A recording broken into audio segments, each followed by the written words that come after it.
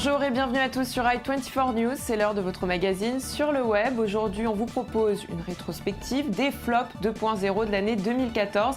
Alors restez connectés en fin d'émission, on vous dévoilera qui est le grand gagnant de notre top 10. Avec nous tout au long de cette émission, notre journaliste Sarah Koskiewicz, bonjour. Bonjour Virginie. Alors vous allez nous apporter plein de précisions et surtout plein de surprises. Je vais essayer. Tout au long de cette émission. Restez avec nous, on commence tout de suite. En 10e position, on revient sur cette initiative italienne, une application développée par un groupe pharmaceutique, Sanofi. Son but, alerter les hommes quant à l'arrivée des règles de leur compagne. SOS PMS propose d'envoyer aux hommes une alerte directement sur leur téléphone lorsque la période de règles de leur compagne approche. De plus, l'application propose des conseils sur le meilleur comportement à avoir avec ces femmes pendant leur syndrome prémenstruel, à choisir le bon cadeau pour elles aussi par exemple, regardez.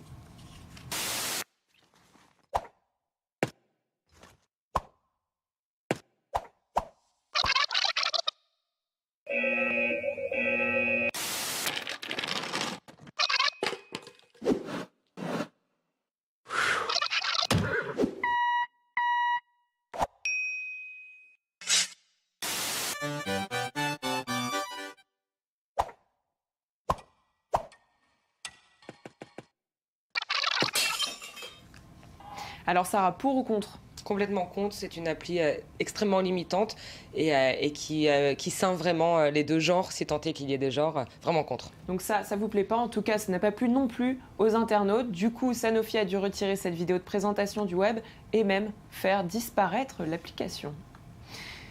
Et allez, on passe tout de suite à notre flop numéro 9 avec KLM, cette fois-ci, qui avait enflammé Twitter le dimanche 29 juin avec une publication sur le Mexique qui avait été jugée raciste. La compagnie aérienne néerlandaise avait dû effacer cette publication sous la pression des utilisateurs du réseau social. Le message représentait un panneau d'affichage aéroportuaire, départ, suivi d'un sombrero, d'une moustache et d'un poncho. Là, encore une fois, Sarah, on est dans la caricature, on peut le dire. Complètement, c'est beaucoup de clichés de la part de KLM. Et avec ça, on avait même eu le droit à un message qui marquait la victoire des Pays-Bas face au Mexique en 8e de finale de la Coupe du Monde. Adios, amigos. Parmi les nombreux tweets en réponse à ce message, celui de l'acteur mexicain Gael Garcia Bernal, qui avait promis de ne plus jamais voyager avec KLM. Sarah, on continue toutes les deux à parler de KLM et d'un autre flop. Absolument.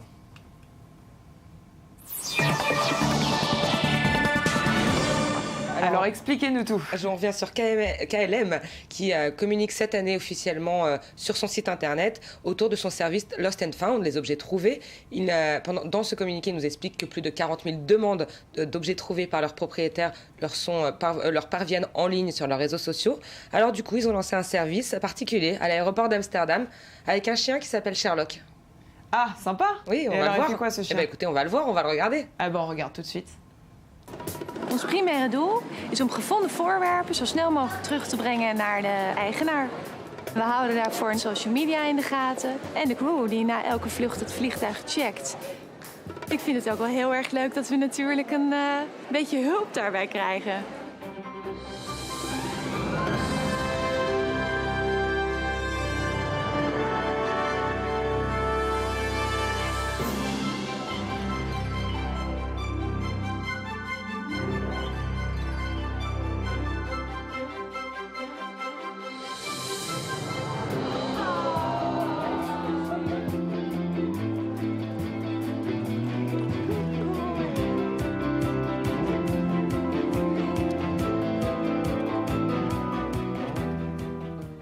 Évidemment, voilà, vous venez de voir Sherlock, tout le monde a cru évidemment à une publicité, tous les grands médias en ligne ont repris cette vidéo, et pour cause d'ailleurs, Sherlock est un beagle, c'est le chien qui est utilisé par les douaniers dans les aéroports.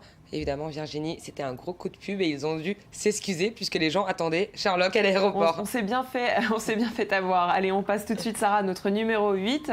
Toujours en période de Coupe du Monde, on revient à ce qu'on se disait tout à l'heure. Lors du match États-Unis-Ghana, Delta, une autre compagnie aérienne, a suscité l'indignation des internautes avec cette image en représentant l'équipe ghanéenne avec une girafe, ce qui lui a permis de s'offrir un très mauvais buzz en partageant cette photo pour donner le score de la rencontre. On y voit États-Unis, symbolisé par la Statue de la Liberté, et bien le Ghana avec une girafe, une photo qui n'avait même pas été prise au Ghana. Ça, c'est quand même le plus drôle dans cette histoire. Le message a depuis été supprimé. Et alors qu'une cliente se plaignait du retard de son vol sur Twitter, on reste toujours dans cet univers de voyage. Elle a reçu une réponse de la compagnie, en l'occurrence US Airways, qu'elle n'attendait certainement pas. Vous le voyez sur ces images. Il s'agissait de l'image d'une femme en train d'utiliser un avion miniature pour son propre plaisir. Cette photo était accompagnée du message suivant: veuillez contacter le service clientèle. Les 423 000 abonnés ont pu voir ce message, un flop qui a marqué l'année 2014. C'est le moins qu'on puisse dire. Évidemment, la compagnie s'est empressée de s'excuser officiellement sur Twitter. Sarah, est-ce que vous avez un petit mot à nous dire par rapport à ça? Écoutez, ça a fait énormément de bruit sur Internet, c'est tout ce que je peux vous dire. Il faudrait y passer plusieurs minutes, mais en tout cas, US Airways, en tout cas le community manager de US Airways a dû passer un mauvais quart d'heure. Jusqu'à maintenant, ils n'ont pas expliqué ce qui a pu se passer.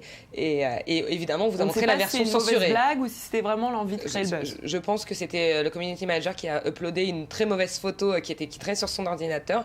En tout cas, voilà, on vous a montré la version censurée. On a montré la version censurée, mais ça s'est pas passé de cette manière en ligne. Sur le web. On va continuer avec un autre sujet. Dans un bel élan de communication, la police de New York avait demandé aux Américains, Sarah, vous en souvenez, c'était sur Twitter, de poster des photos aux côtés d'agents. Jusqu'ici, tout se passe bien. Très rapidement, les internautes en ont profité pour publier bien en masse des images d'arrestation pour dénoncer la violence policière et les contrôles sans raison sur des jeunes noirs et latins. Je vous propose de voir ces tweets qui ont enflammé la toile. Voilà, donc ça, c'était un des flops. Sarah, on va en voir un autre avec vous. Vous nous aviez promis des surprises. Oui, on va parler de l'overboard. Alors, vous savez ce qu'est un overboard, mais peut-être que nos téléspectateurs ne savent pas. C'est la fameuse planche de skate qu'a Marty McFly dans Retour vers le futur 2. C'est l'objet connecté que toute une génération par excellence attend depuis des millions d'années. Et tous les ans, il y a un petit buzz autour de l'overboard qui dit qu'il va peut-être arriver, qu'on va peut-être l'avoir, on va peut-être pouvoir... On va d'abord regarder ce que c'est et puis on reparle tout de suite de cette vidéo après. On regarde tout de suite les images.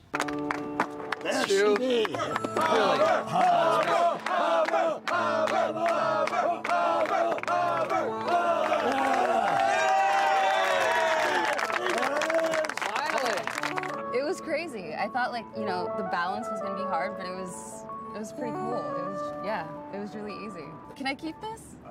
Dude, come on, please. Sarah, vous m'en avez ramené un? Oh, j'aimerais bien. Si j'en avais un, je ne vous cache pas que je vous le garderais. Je me le garderais. On était dans les flops. Voilà. Cette année, on y a vraiment cru avec cette vidéo qui nous montre Tom Hawk, qui est un skater professionnel, mais aussi un acteur. Et au tout début de la vidéo, on voit Christopher Lloyd, aka le Doc dans Retour vers le futur. On voit ces deux personnes, donc on y croit, et vraiment on y croit. Et tout le monde y croit. Et puis finalement, ça a été démenti par Funny or Die, qui est un site américain très connu. Tom Hawk s'est presque excusé de la naïveté des gens. Et puis nous, de notre côté, on s'est excusé parce qu'on avait... On va encore attendre. Écoutez, j'ai peur qu'on attende longtemps, mais le jour où on l'a, j'espère bien que vous nous ferez une démo d'Overboard. Bien évidemment, je ferai tout de suite une démo et vous viendrez m'accompagner. J'espère bien. On va passer tout de suite à notre numéro 5 qui revient à Perrier. Perrier, depuis des années, on le sait, adore choquer. Et ses pubs aux connotations sexuelles n'arrête pas d'arriver sur nos télévisions, sur nos ordinateurs, alors que le Festival de Cannes Lyon 2014 récompensait les publicités les plus créatives, eh bien la marque du groupe Nestlé s'est offerte un très mauvais buzz avec cette campagne pour une nouvelle canette intitulée « Une nouvelle forme de plaisir ». Elle mettait en scène un groupe de femmes réunies autour d'une table et d'un jeune homme, enchaînant les sous-entendus sexuels pour au final parler d'une simple canette de Perrier. On regarde. Et combien d'entre vous en ont à la maison? Oh, fais pas ton innocente. Bon, j'avoue. Moi, j'utilise toujours la même taille depuis des années. Ah bon? Bah moi, je change tout le temps. Faut dire que la taille, ça dépend de mon humeur. Moi, grande ou petite, du moment que j'en ai une. Mesdames, Nous, à la gym, le coach vient toujours avec une grosse qu'on se partage à 4. Oh my God! Ça, c'est un gentleman. Ça me rappelle ma jeunesse, quand on était scout avec mes cousines. On partageait toutes la même sous la tente. Et elle était pas en plastique. On va passer pour une gourmande, mais si ça tenait qu'à moi, je les testerai toutes une par une. Oui. Quoi? Ah, ça? Justement, mesdames, c'est la nouvelle Perrier Slim Can. C'est la forme dont j'ai toujours rêvé. Wow. Vous croyez que la taille, ça change le goût? Mais non, chérie, elles ont toutes le même goût. Une pub qui a été très critiquée par les internautes sur Twitter, Sarah, bien évidemment. Absolument. Elle a été jugée de ridicule, de vulgaire, de complètement nulle et surtout, ce que vous détestez, de sexiste. Voilà, et puis Perrier a pas besoin, est leader, et ils font partie du groupe Nestlé, ils n'ont pas besoin de bad buzz, ils sont leaders sur le marché de toute façon. Mais ils ont tellement besoin de ça, ils aiment ça, on a l'habitude de Perrier. On va passer tout de suite à notre 4e place qui revient à Bill Cosby, que je sais que vous adoriez, qui avait proposé à ses fans de créer des mèmes, ces photos sur lesquelles on ajoute un titre, vous me l'aviez expliqué tout à l'heure. Après les rumeurs de plusieurs affaires de viol dans lesquelles l'acteur serait impliqué, ces mèmes ont pris une très mauvaise tournure sur Internet. Les internautes s'en sont donnés à cœur joie. Si certains ont commencé avec des mèmes plutôt sympas, plutôt drôles, d'autres ont écrit des messages pour accuser et même insulter l'acteur.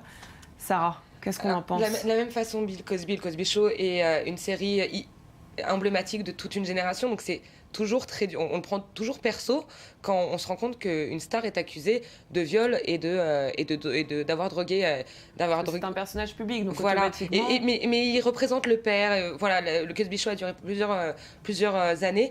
Donc voilà. Et puis Internet va trop vite en réalité. On peut pas avoir ce genre d'informations et un mème générateur, donc c'est un site en ligne qui propose de faire des mèmes sans que ça dérape. Donc il y a un côté triste et puis d'un autre côté le sujet est grave, donc c'est un petit peu dur de se positionner.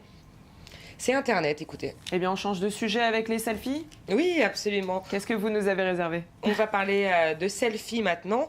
Je vous ai préparé une petite compilation. Ah, moi, j'adore ça. Voilà, alors je ne sais pas si on va pouvoir la voir. On va les voir. On va aller voir une petite compilation de selfies. Voilà. Eh bien, voilà. Alors, le premier, c'est Jared Michael qui se prend un coup de pied dans le train. 35 millions de vues. On l'a vu la semaine dernière. Hein. Voilà, là, on est aux Fêtes de Bayonne en 2014. Un homme essaye de prendre un selfie devant un taureau. Ça va pas forcément très bien finir en réalité. C'est quand même, sur Internet, c'est appelé le selfie le plus bête du monde.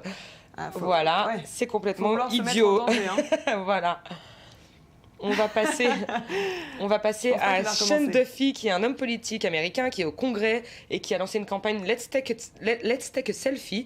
Voilà, il a pris des selfies à peu près partout pendant sa campagne et voilà, ça lui a amené un petit buzz. Depuis, il s'est arrêté. Je crois qu'il a agacé ses confrères politiques du Congrès, mais en tout cas, il a fait un très gros buzz aux États-Unis durant cette année.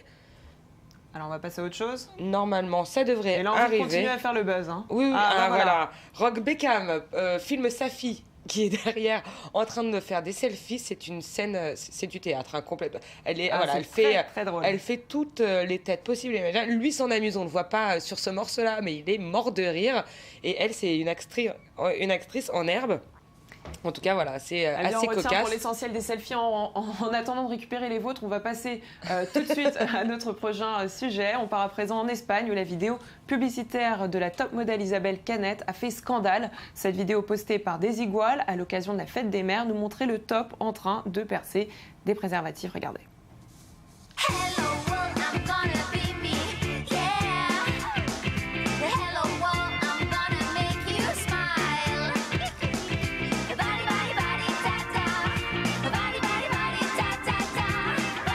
Día de la Madre. Desigual, la vida es chula. Après la diffusion de ce clip, eh bien, les internautes se sont déchaînés. Si certains ont vu un acte d'opposition à la loi qui vise à limiter l'avortement, eh bien, d'autres ont été choqués du caractère irresponsable qui dégrade l'image des préservatifs censés quand même protéger des maladies sexuelles. Ça. Voilà, et puis Desigual a oublié que la télévision fait loi, donc les jeunes personnes qui regardent la télévision intègre l'information. Et pour moi, c'est une pub odieuse. Voilà, on va laisser tomber, on va passer tout de suite au numéro 2 avec quelque chose d'odieux encore une fois. Il s'agit de Zara et d'un énorme bad buzz. Au mois de septembre, la marque avait lancé un pyjama blanc rayé qui arborait une étoile jaune de shérif que tout le web avait perçu comme une étoile de David. On le voit sur ces photos. Ça avait suscité l'indignation des internautes sur Twitter. La polémique a été lancée et la pression était très forte sur les réseaux sociaux. D'autant plus que ce n'est pas la première fois pour Zara. Voilà, ni pour Zara ni pour toutes les autres marques. Il y a eu énormément de bad buzz des marques cette année. Je ne sais pas si on va voir l'image, mais Urban Outfitters a fait un pull taché de sang qui n'est pas sans rappeler une des tueries qui a eu cette année à l'université, qui a eu lieu au Kent State University. Voilà, bon, c'est pareil, c'est insupportable je sais pas si les marques pensent, mais c'est insupportable à regarder. Je suis complètement d'accord. On va passer maintenant à notre grand gagnant, le numéro 1 de ce classement. Attention, site interdit aux femmes. Sarah, vous étiez venue nous en parler. Absolument. Voici le bad buzz lancé sur le site Rue du Commerce. L'entreprise a décidé de jouer la carte de la provocation, comme si la gente féminine ne pouvait pas supporter la vue d'un coffret perceuse, visseuse ou d'une console de jeu, par exemple. Blague de mauvais goût de la part des publicitaires qui n'ont pas vraiment réussi à séduire les internautes. Et ça s'est fait savoir sur Twitter. Pour elle, cette campagne était maladroite et scandaleuse pour ces femmes de Twitter, bien évidemment. Rue du Commerce a précisé qu'il s'agissait de faire de l'humour. Voilà, écoutez, j'ai rien d'autre de plus à en dire. Rue du Commerce à La Palme, ils ont la même campagne pour les femmes contre les hommes qui arrive à la rentrée. Eh bien, on attend ça avec plaisir. Pour l'instant, nous, on vous souhaite une très bonne soirée. On se retrouve demain, même endroit et même heure. Merci Sarah d'avoir été avec nous en plateau. Plaisir. On se retrouve la semaine prochaine et on vous souhaite de bonnes fêtes à tous.